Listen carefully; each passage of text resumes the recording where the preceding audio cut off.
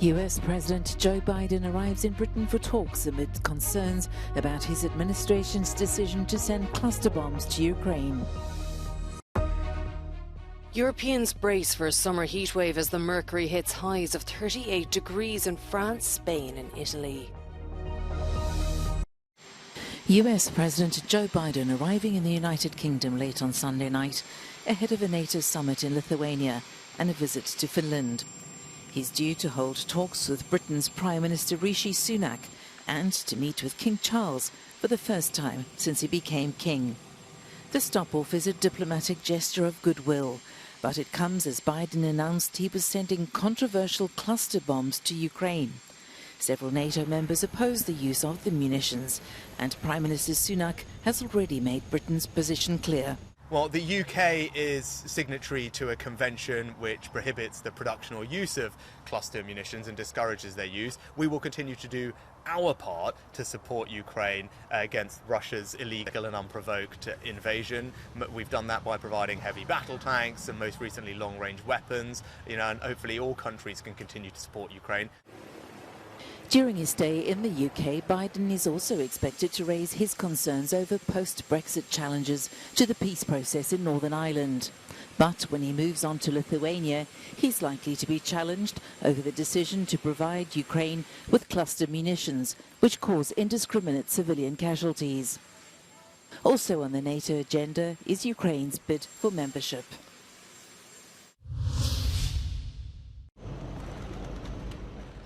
The presidents of Ukraine and Poland together mark the anniversary of one of World War II's bloodiest episodes.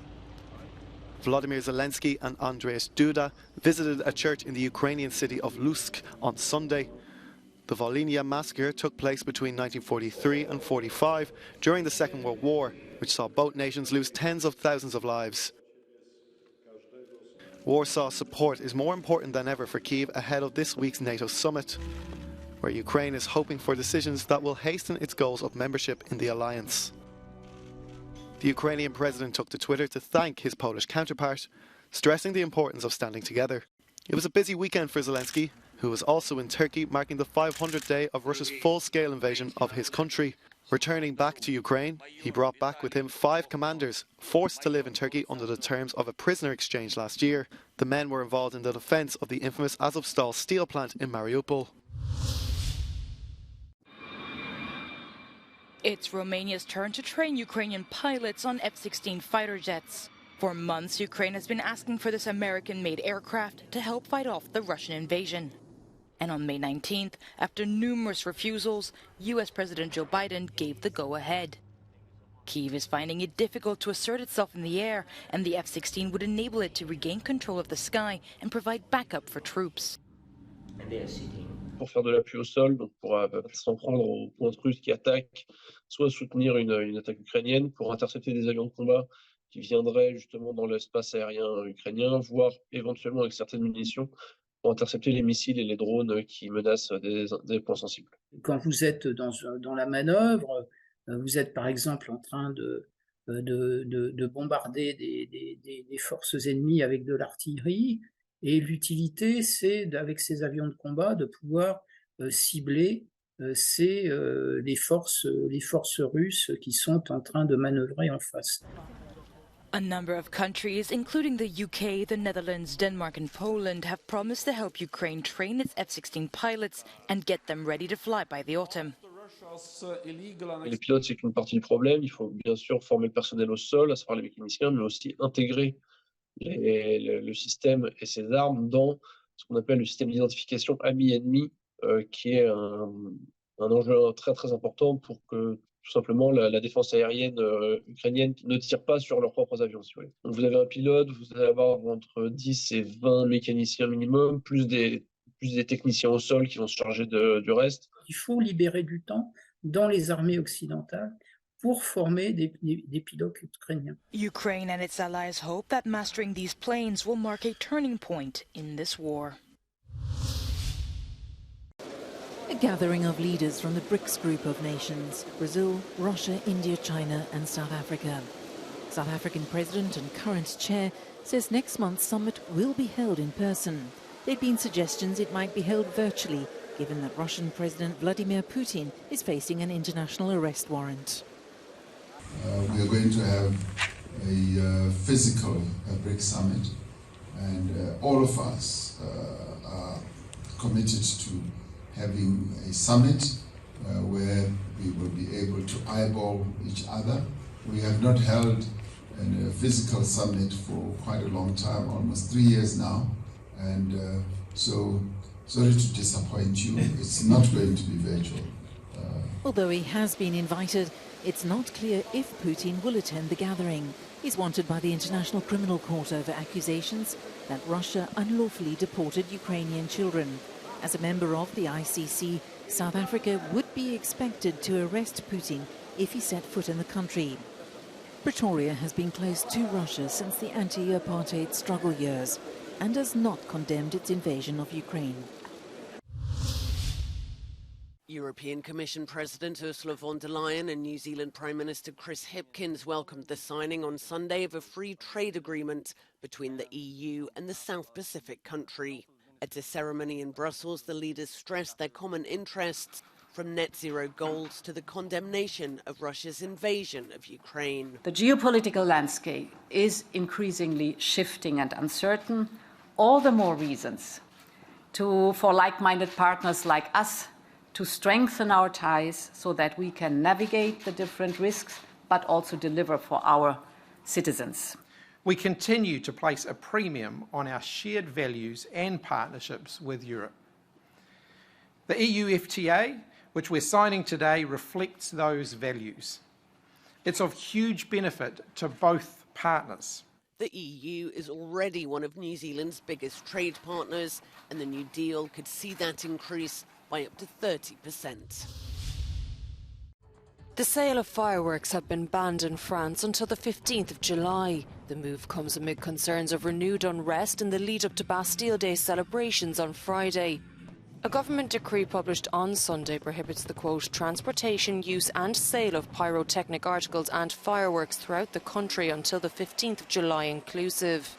Authorities say they want to avoid further episodes of violence after the riots that followed the death of Naël M, who was killed last month by a policeman in Nantes outside Paris. Preliminary results from Uzbekistan's presidential poll on Sunday show incumbent Shavkat Mirziyoyev winning with 87.1% of the vote.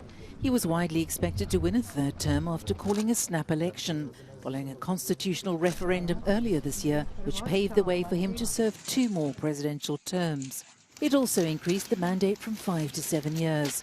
The 65-year-old leader has opened up the tightly controlled former Soviet republic to foreign investment and tourism, but there's still little political freedom. A wave of sweltering temperatures is engulfing much of Europe, sending many dashing for the shade or seeking other ways to cool down. In Lyon in southeast France, the mercury hit a blistering 38 degrees Celsius at the weekend. While Meteo France says this is a non-exceptional heatwave for the season, it has warned the high temperatures will continue. The elderly and vulnerable people have been urged to stay vigilant. Germany also recorded temperatures of 38 degrees. Authorities across the country and in Poland say that while lakes and rivers might look enticing, bathers need to be aware of cold water shock. That's when the body's immediate response to entering cold water can trigger a reflex to gasp for air and can be fatal.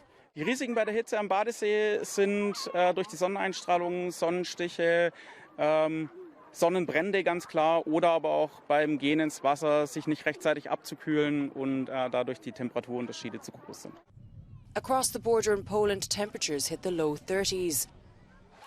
Paramedics and doctors have appealed to residents and tourists to stay at home during the hottest parts of the day. If outside, it is necessary to wear a hat and drink about 3 litres of water. Moving south to Rome, many tourists visiting the main attractions in the city were forced to seek shade and cool off with ice cream or water from fountains as the mercury soared to 38 degrees.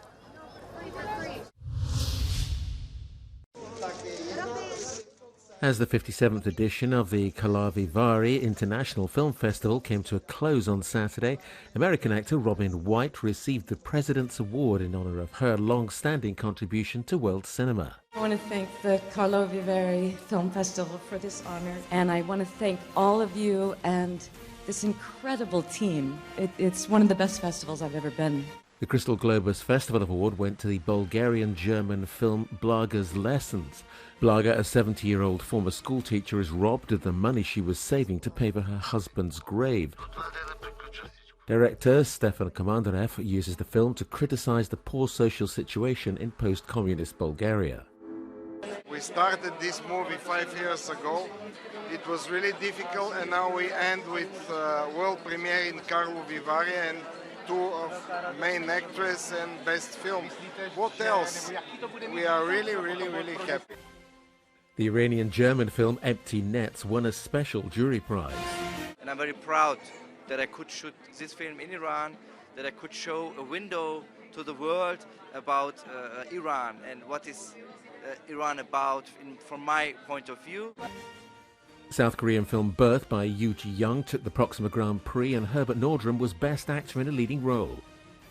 In Sofia we will be together with all the crew, and we have 2, even 3 occasions of celebration.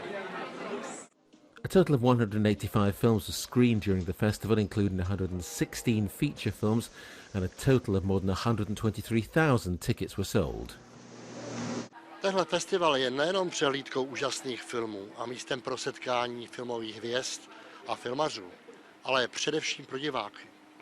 Proto je taky tak zajímavý. Jiří Skácel, Euronews, Karlovy Vary.